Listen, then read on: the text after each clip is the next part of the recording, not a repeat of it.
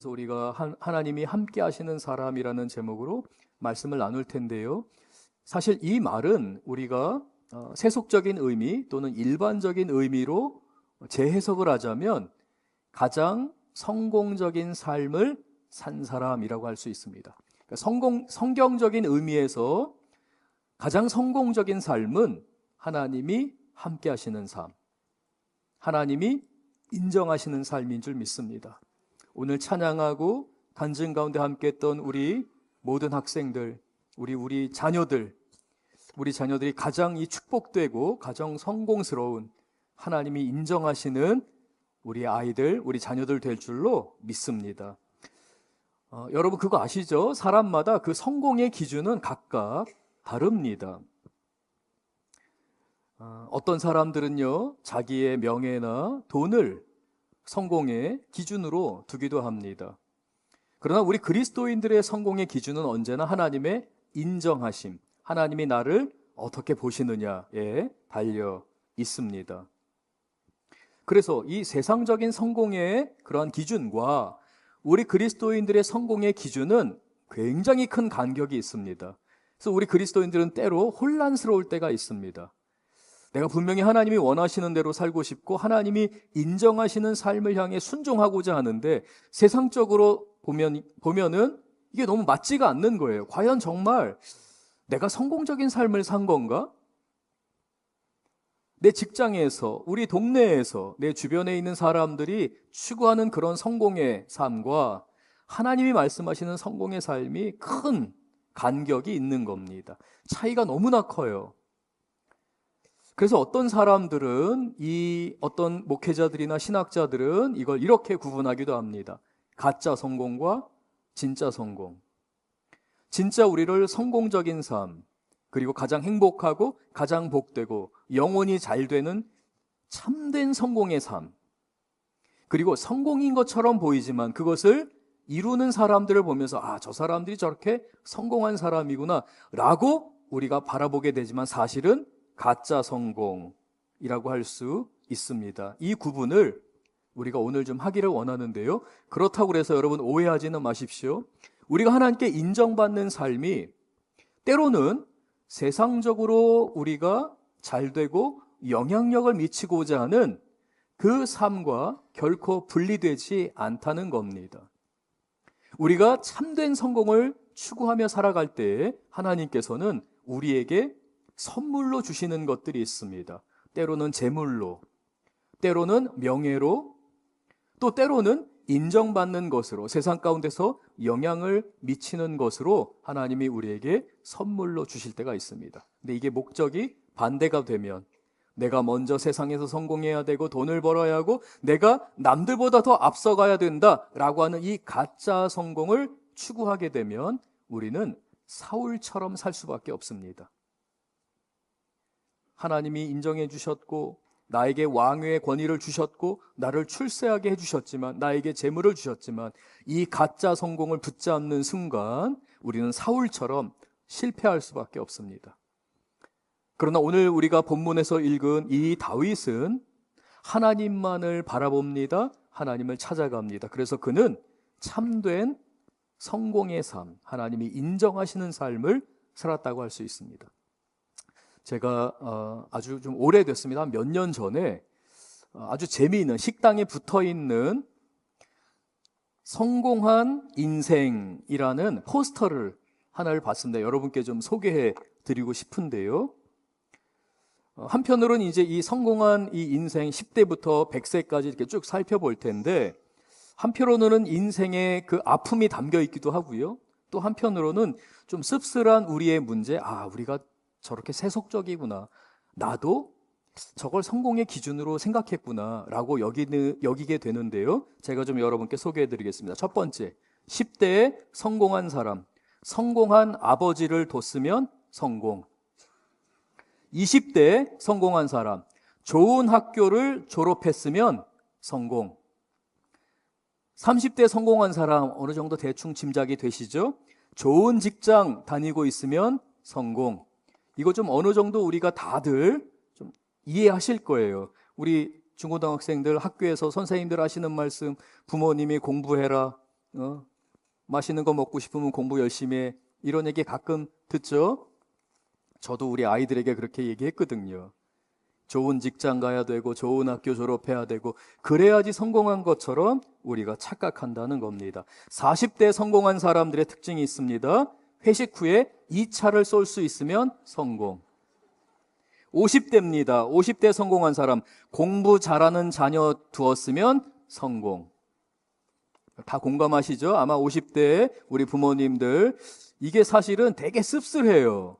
근데 공감은 돼요. 아, 맞아. 나도 저랬지. 라고 합니다. 60대 성공한 사람, 아직 돈 벌고 있으면 성공. 70대 성공한 사람, 건강하면 성공. 우리 장로님들, 권사님들 아마 다들 이 부분 동의하시리라 봅니다. 80대 성공한 사람, 본처가 밥 차려주면 성공. 이것도 좀 이해가 돼요. 오늘의 그 세태를 보게 되면. 90대 성공한 사람, 전화 오는 사람이 있으면 성공. 100세에 성공한 사람, 아침에 눈 뜨면 성공. 참 재치 있게 표현했어요. 제가 이거 사진 캡처된 게 있는데요. 인터넷에서 제가 이거 캡처했습니다. 현대인들의 삶 속에서 나름대로 이제 성공의 기준들을 이렇게 제시하는데 이게 너무 재치 있으면서도 또 한편으로는 씁쓸합니다. 우리 모두가 이러한 성공의 기준을 갖고 산다는 거죠. 여러분 이렇게 살잖아요. 이렇게 가짜 성공을 추구하잖아요. 그러면 우리는 비교 의식에 빠질 수밖에 없어요. 나를 과시하고 싶어지고 내가 잘하는 부분만 올리고 싶어 합니다. 그래서 뭐 페이스북이나 SNS, 여러분 카톡, 프로필도 마찬가지죠. 우리의 멋지게 나온 사진을 거기다 두고 싶어 합니다. 그러면 우리는 또 거기에서 비교하게 되죠. 이렇게 비교하는 인생을 살게 되면 결국 우리는 이 가짜 성공을 추구할 수밖에 없는데요. 불행해져요. 근데 하나님은 우리가 하나님이 인정하시는 삶을 살기를 원하십니다. 그리고 그것이 진정한 성공이라고 오늘 다윗을 통해 우리에게 말씀하고 있습니다. 그래서 하나님이 인정하는 삶이 무엇이냐? 첫 번째, 예수님을 따라가고자 하는 삶입니다. 그리고 하나님의 성품에까지 자라기를 원하는 거예요. 아, 내가 이거밖에 안 되는구나. 나는 부족하구나. 나에게 은혜가 필요해. 나 하나님 닮아야. 내가 왜 이렇게 용서를 못하지? 왜 나는 이렇게 불안해하지? 왜 나는 사랑을 하지 못할까? 왜 나는 누가 조금만 나에게 섭섭한 이야기를 하면 왜 그 사람이 그토록 미워지는가? 하나님을 닮아가야 되는데 왜 아직도 나는 이렇게 미숙한가?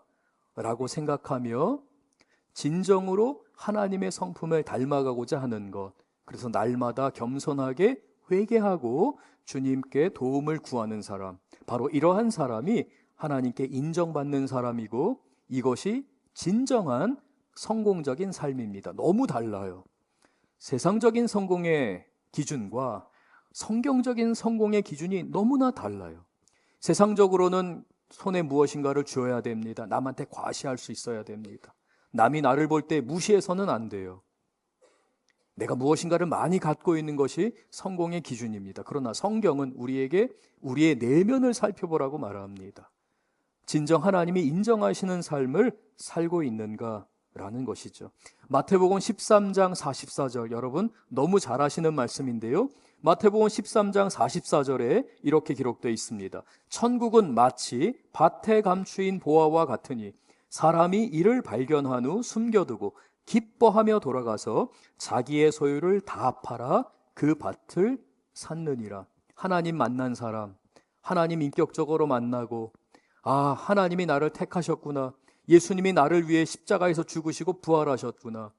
이 천국의 진리를 깨닫게 됐어요. 너무 기쁩니다. 그래서 오늘 44절을 보면 그것을 숨겨두고 기뻐하며 돌아가서 자기의 소유를 파는데 그 보화가 담겨있는 땅을 살 정도만 판 게 아니라 오늘 본문은 분명하게 자기의 소유를 다 팔았다.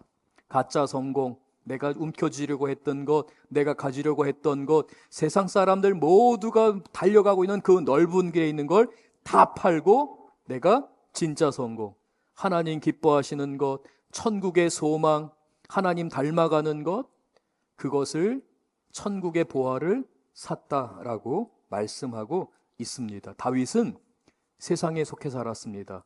그러나 세상의 영향을 받지 않았습니다. 오히려 그 순수한 믿음으로 세상에 영향을 끼치며 살았습니다. 다윗은 오직 하나님만 바라봤습니다. 우리가 성도님들 함께 말씀을 나누었던 것처럼 어쩌면 다윗이 여기 가운데 앉아서 예배를 드릴 때에 이 다윗의 몸에서는 굉장히 많은 악취가 났을 겁니다. 제대로 샤워를 해보지 못했어요. 아버지가 항상 굳은 일을 시켰습니다. 형님들은 언제나 좋은 옷을 입혀서 잔치에 초대될 수 있었지만 막내인 다윗은 언제나 아버지의 양떼를 지켜야 됐어요. 들판에서 자야 했습니다. 하늘을 이불 삼아서 자야 했습니다. 그의 피부는 결코 곱지 않았습니다. 찬 바람과 뜨거운 햇볕을 맞으면서 삽니다. 그리고 만약에 그 다윗이 주일이 되어서 우리 석천제일교회 예배 참석해서 가운데 앉았다면 그 주변에 아마 우리 성도님들 앉기가 쉽지 않았을 겁니다. 그만큼 다윗은 험한 인생을 살았습니다. 그러나 그는 불평하지 않습니다. 오히려 그 얼굴에 기쁨이 있었습니다. 하나님의 성품을 담는 얼굴이었습니다. 그리고 사람들을 위로합니다. 사람들을 위해 노래합니다. 우리 아이들이 노래하며 하나님 찬양하고 하나님이 나를 만나 주셨어요. 하나님은 선하세요. 하나님이 나를 택해 주셨어요. 라고 고백했던 것처럼 다윗은 불평하거나 불만하거나 아버지를 향해서 원망하지 않았습니다. 아버지를 공경했고 아버지를 사랑했습니다. 형님들이 자기를 무시했지만 그 형님들에게 대꾸하거나 그 형님들을 공격하지 않았습니다. 오히려 가족을 돌보고자 했습니다. 가족을 품는 사람이었습니다. 하나님이 인정하시는 사람은 그래서 집안을 세웁니다. 군대를 일으킵니다. 그리고 나라를 세웁니다. 저는 우리 성도님들이 오늘 이 예배를 통해서 우리 사랑하는 아이들을 하나님 우리 아이들이 집안을 세우는 자가 되게 하시고 군대를 일으키는 자가 되게 하시고 나라를 세우는 자가 되게 하여 주옵소서. 우리 아이들에게 하나님 이 나라를 맡기시고 열방을 맡겨주시옵소서. 하나님 우리 아이들이 세계 곳곳으로 나가서 언어의 재능을 주시고 선한 영향력을 미칠 수 있도록 도와주시옵소서. 그리고 저는 또한 함께 꿈꾸게 됩니다. 제가 금요 횃불 집회 때에도 사실 반농담이 뭐예요? 거의 90% 농담으로 제발 우리 아이들이 성장해서 영향력을 미치는 40대, 50대가 되었을 때는 우리나라의 국력과 또 우리나라의 영향력이 세계 곳곳으로 뻗어가면서 마치 영어를 사용하는 사람들이 전 세계 어디를 가서든지 영어 교사가 되고 영어 교수가 되고 또 의사소통하는데 전혀 부족함이 없이 할 수 있듯이 우리 아이들이 성인이 됐을 때에는 하나님 이 아이들을 통해서 열방에 선한 영향 미치도록 우리 아이들에게 언어의 재능을 주실 뿐만 아니라 우리나라 그렇게 사용해 주세요. 복음의 일꾼 되게 해주세요. 하나님 인정하시는 나라, 하나님 복음 전하는 나라 되게 해주세요. 우리 한국교회 살려주세요. 기도하게 됩니다. 그리고 오늘 저는 우리 아이들의 예배와 이 아이들의 귀한 헌신을 보면서 하나님께서 우리 아이들을 나라를 세우는 사람으로 세우실 줄 믿습니다. 바로 그런 사람들은 다윗과 같이 가짜 성공을 추구하는 것이 아니라 가짜 성공에 거기에서 안절부절하며 사는 것이 아니라 하나님 사랑하고 하나님 예배하고 하나님께 충성하는 사람이 줄 믿습니다. 저는 그래서 오늘 말씀 가운데 본문 가운데서 다윗을 통해 하나님이 가르쳐 주시는 성공적인 삶, 하나님께 인정받고 하나님께 칭찬받는 그 인생, 그래서 진짜 성공의 삶의 4가지 조건을 오늘 말씀을 통해 여러분께 소개해 드리고자 합니다. 먼저 사무엘상 17장 37절을 제가 한번 읽겠습니다. 사무엘상 17장 37절입니다. 또 다윗이 이르되 여호와께서 나를 사자의 발톱과 곰의 발톱에서 건져내셨은즉 나를 이 블레셋 사람의 손에서도 건져내시리이다. 다윗은 하나님을 아는 지식이 있었습니다. 하나님은 나를 지켜주실 거야. 하나님께서 나를 사자의 발톱과 곰의 발톱에서도 건져주셔서 나를 택해 주셨어. 예수님이 나와 함께 하셔. 내가 예수님의 이름으로 기도할 때 예수님이 응답해 주셨어. 지금까지 내 삶은 은혜가 아니고서는 도저히 설명될 수 없는 그 수많은 하나님의 역사가 있었어. 내가 지금 당하는 고난, 우리 집의 문제, 나의 좌절, 이거조차도 하나님이 건져주실 거야. 하나님은 그런 분이야. 하나님을 경험하는 사람, 하나님을 인격적으로 만나는 사람이 바로 하나님께 인정받고 하나님께서 기뻐하시는 삶을 살아갈 수 있습니다. 오늘 우리 아이들의 찬양과 우리 아이들의 간증이 바로 그러한 삶의 조건을 우리에게 이야기하고 있습니다. 우리의 증인들입니다. 하나님 나 만나 주셨어요. 하나님이 나에게 말씀하셨어요. 이 고백은, 그리고 오늘 우리 아이들이 드린 이 헌신의 예배는 이 아이들의 평생에 있어서 가장 귀한 영의 양식이 될 줄 믿습니다. 두 번째입니다. 성취하는 삶의 두 번째 조건이에요. 하나님이 인정하시는 삶의 두 번째 조건입니다. 아무리 좋아 보이더라도 나에게 맞지 않으면 과감하게 버릴 수 있어야 합니다. 오늘 본문 38절과 39절을 또 제가 읽겠습니다. 이에 사울이 자기 군복을 다윗에게 입히고 노투구를 그의 머리에 씌우고 또 그에게 갑옷을 입히매 다윗이 칼을 군복 위에 차고는 익숙하지 못하므로 시험적으로 걸어보다가 사울에게 말하되 익숙하지 못하니 이것을 입고 가지 못하겠나이다 하고 그걸 벗어버립니다. 여러분, 사실 이거 쉽지 않습니다. 이스라엘에서 가장 안전한 갑옷입니다. 가장 비싼 갑옷이에요. 왕의 마크가 달려있는 갑옷입니다. 큰 상징이 담겨 있습니다. 특별히 다윗은 이 전쟁터에 가기 전에 사무엘에게 왕의 기름 부음 받았습니다. 욕심낼만 합니다. 아, 하나님이 나에게 기름 부으셨는데 이거 나에게 주시는구나. 내가 이 왕의 갑옷을 입어야겠구나 라고 생각할 수 있어요. 그러나 다윗은 그러지 않았습니다. 맞지 않으니까 과감하게 버립니다.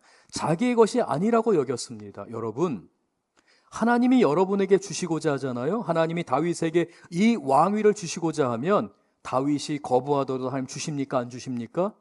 주십니다. 하나님 주시기로 약속하셨어요. 작정하셨어요. 반드시 주십니다. 하나님이 여러분을 세우기를 원합니다. 하나님이 여러분에게 주시고자 하는 게 있습니다. 그렇다면 여러분이 그걸 하나님께 드리거나 여러분이 잠시 그것을 벗어놓더라도 하나님은 여러분에게 그것을 다시 가질 수 있도록 여러분의 것이 되도록 여러분에게 맡겨주십니다. 그러므로 사랑하는 성도 여러분, 나의 것이 아니라고 판단되면 벗어놓으십시오.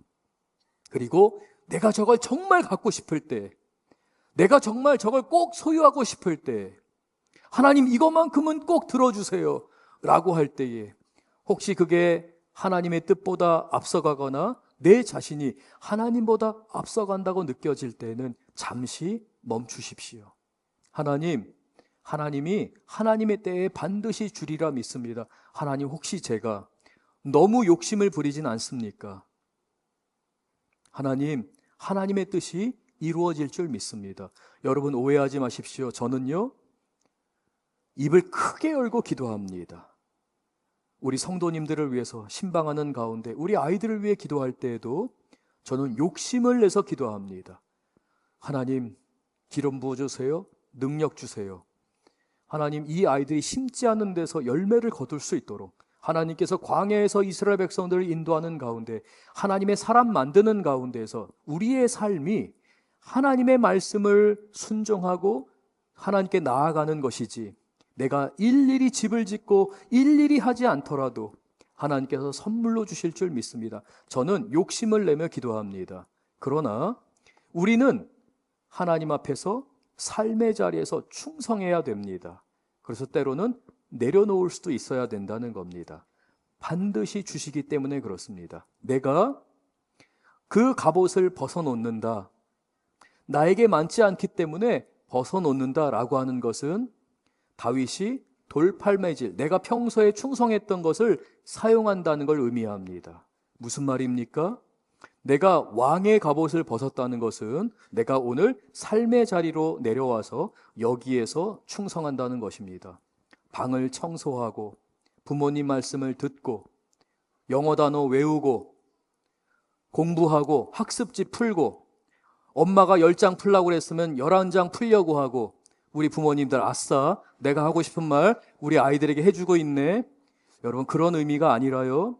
정말 우리 아이들을 축복하기 위해서 진정 우리가 삶의 현장에서 그 삶의 자리에서 그 갑옷을 벗어놓는다고 하는 게 무엇인지를 여러분께 설명을 드리는 겁니다. 여러분 삶의 자리에서 다윗은 돌팔매질을 배웠습니다. 아버지의 양을 지켰습니다. 부모님이 하라는 것에 순종했습니다.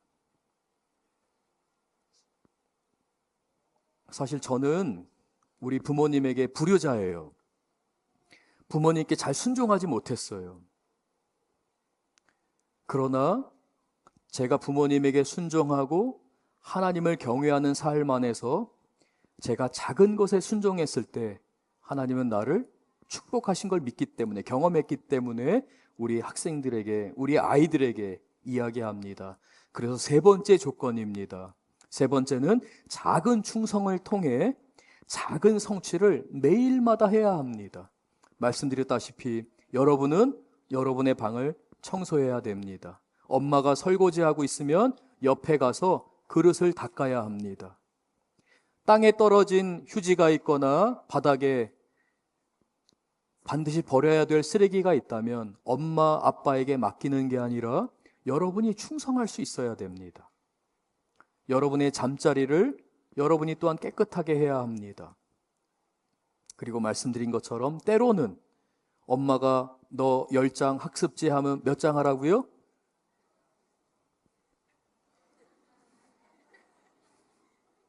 우리 10장? 11장? 11장.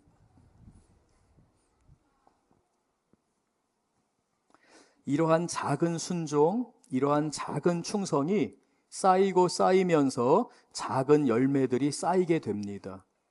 바로 하나님이 인정하시는 인생은 이렇게 작은 것에서 충성하는 겁니다. 시간이 많이 지났습니다. 네 번째, 하나님께 인정받는 삶의 조건이 있습니다. 잠깐 제가 네 번째 나누기 전에 중요한 말씀이기 때문에 제가 말씀을 잠깐만 봉독하게 할게요. 누가복음 16장 10절 지극히 작은 것에 충성된 자는 큰 것에도 충성되고 지극히 작은 것에 불의한 자는 큰 것에도 불의하니라. 마태복음 25장 23절 그 주인이 이르되 잘하였도다 착하고 충성된 종아 내가 적은 일에 충성하였음에 내가 많은 것을 내게 맡기리니 내 주인의 즐거움에 참여할지어다. 하나님은 작은 것에 충성한 사람을 반드시 기억합니다. 요한일서 4장 20절 우리 같이 한번 읽어보겠습니다. 요한일서 4장 20절 누구든지 하나님을 사랑하노라 하고 그 형제를 미워하면 이는 거짓말하는 자니 보는 바 그 형제를 사랑하지 아니하는 자는 보지 못하는 바 하나님을 사랑할 수 없느니라. 하나님을 사랑한다고 하면서 옆에 있는 사람을 사랑하지 못합니다. 사랑하는 배우자들, 자녀들, 부모님 때로는 우리의 마음을 아프게 할 때도 있습니다. 그러나 하나님이 용서하라고 할 때, 사랑하라고 할 때 사실 이거 우리의 힘으로 쉽지 않습니다. 내 마음이 다쳤기 때문에 상처가 있기 때문에 그러나 하나님을 사랑하려 하고 그 형제를 미워하면 거짓말하는 자다라고 말합니다. 하나님을 공경한다고 말합니다. 하나님을 경배한다고 말합니다. 그러나 부모님을 공경하지 않습니다. 그것도 거짓말하는 겁니다. 하나님을 공경하는 사람, 하나님을 존경하는 사람은 부모님을 공경합니다.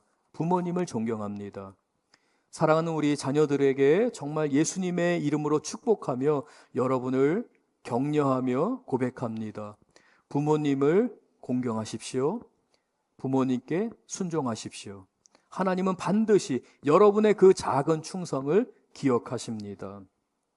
네 번째 조건입니다. 한번 따라해 보겠습니다. 조급함에서 벗어나 기다리는 자리로 나아간다. 여러분, 우리 인생에 수많은 문제들이 있습니다. 여러분이 이제 앞으로 살아갈 때에 많은 어려움들이 있을 겁니다. 장애물들이 있을 겁니다. 그러면 모든 인간은 불안해지게 됩니다. 갈팡질팡합니다. 우왕좌왕합니다. 그러면서 아주 자연스럽게 조급해지게 됩니다. 우리 성도님들 잘 아시죠? 여러분, 조급할 때 내린 결정 제대로 된 거 있었습니까? 없습니다. 조급할 때는 결정하면 안 됩니다. 내가 조급해질 때는 기다려야 됩니다. 기다림은 하나님을 기다리는 것을 말합니다. 하나님 앞에 하나님을 신뢰함으로, 말씀드렸듯이 하나님, 이 갑옷이 내가 정말 원하는 저것이 정말 하나님으로부터 온 것이라면 하나님이 주실 줄 믿습니다. 저는 내려놓겠습니다. 왜냐하면 저는 하나님을 신뢰하기 때문에 그렇습니다. 사랑하는 성도 여러분, 하나님을 신뢰하기 때문에 여러분 조급하지 않으셔도 됩니다. 여러분이 TV를 볼 때에 TV 홈쇼핑에서 이야기합니다. 여러분 3분밖에 안 남았습니다. 여러분 지금 전화기를 드세요. 버튼을 누르세요. 여러분, 그러한 조급함에 속지 마십시오. 세상은 그런 방식으로 살아가게 만듭니다. 하나님을 기다리십시오. 그리고 간구하십시오. 충성하십시오. 적은 일부터 충성하기 시작할 때 하나님이 반드시 그 다음 스텝 큰 것을 맡기십니다.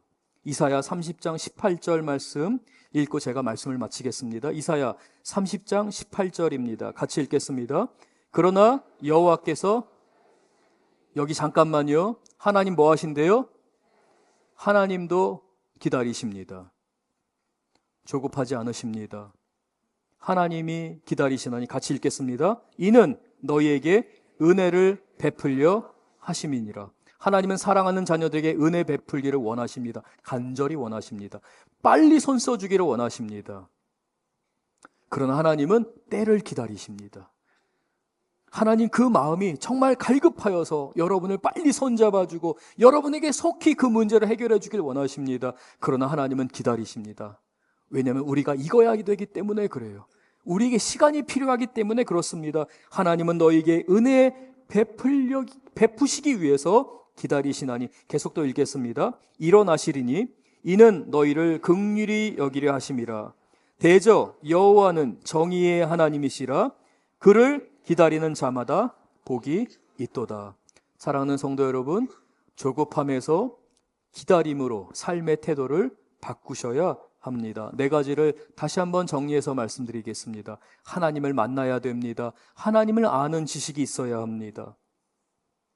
나의 것이 아닐 때는 내려놓을 수 있어야 합니다. 나를 너무 과시할 필요도 없습니다. 내가 저걸 꼭 가져야 되는데 그렇게 욕심낼 필요도 없습니다.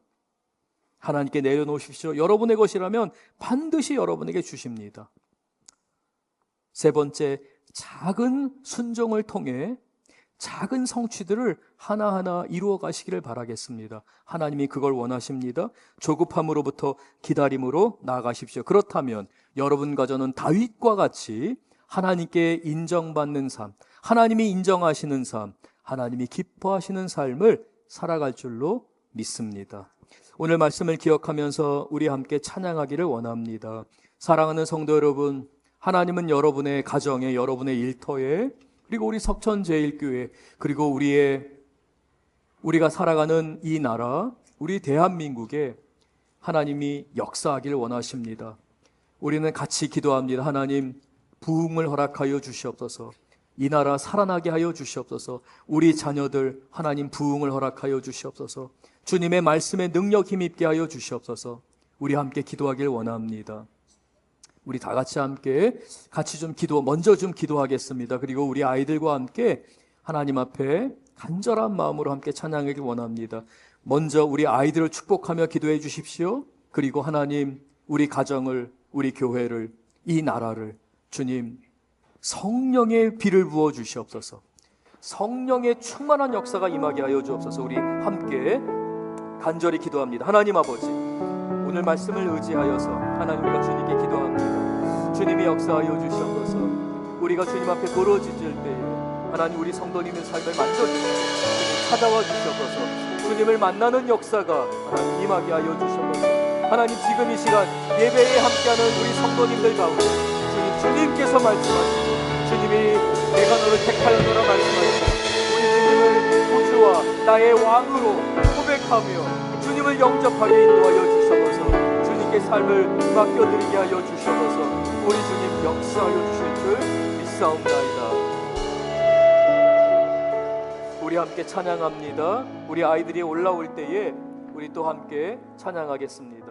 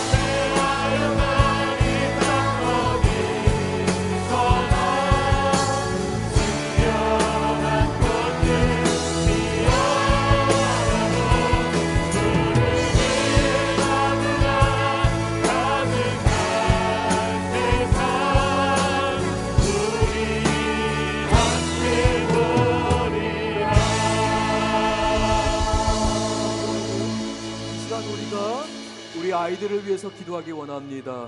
여러분, 우리는 우리 아이들을 위해 썩어져야 합니다. 우리가 회개해야 합니다. 우리가 우리 아이들의 미래를 위해서, 우리가 우리 아이들의 이 하나님의 인도하심을 위해서 우리가 죽어야 합니다. 우리가 회개해야 합니다. 우리가 주님 앞에 쓰임받아야 합니다. 여러분, 우리 아이들을 통해 황폐하였던 것을 하나님이 회복하실 줄 믿습니다. 여러분, 두 손을 들어서 우리 아이들을 축복하며 기도합니다. 주님, 이 아이들로 황폐한 곳을 회복하는 자들 되게 하여 주옵소서. 집안을 맡겨주시고 나라를 맡겨주시옵소서. 나라를 세우는 자가 되게 하여 주옵소서. 우리 다 함께 주여 부르짖으며 같이 기도합니다. 주여! 하나님 아버지, 우리 성도님들의 기도 가운데 부어주셔서 하나님 지혜를 주셔서 우리가 회개합니다. 우리가 죄인입니다. 우리가 잘못하고 많습니다. 하나님 우리가 욕심을 부렸습니다. 우리가 회개해야 합니다. 우리가 주님 앞에 싸워줘야 합니다. 우리가 주님 앞에 죽어야 합니다. 우리 아이들이 주님 앞에 귀하게 쓰임을 받습니다. 주님 우리의 욕심과 우리의 생각을 내주시옵소서. 주님 우리 아이들 주님의 은혜를 축복하게 은혜를 인도하게 주님의 사랑과 축복하게 해주시옵소서. 아버지 하나님 인도하여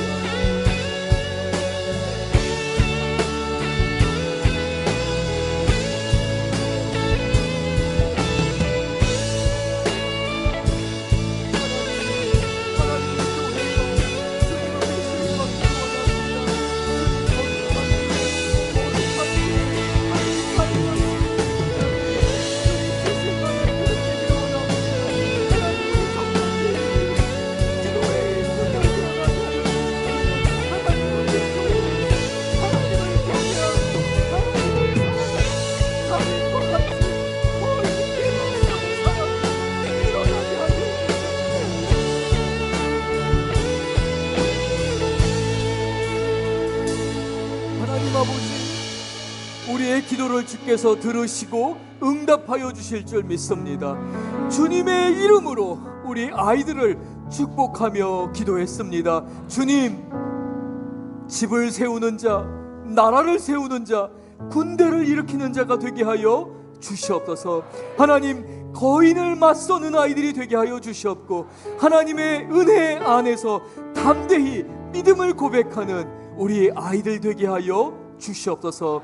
예수님 이름으로 기도드렸습니다. 아멘.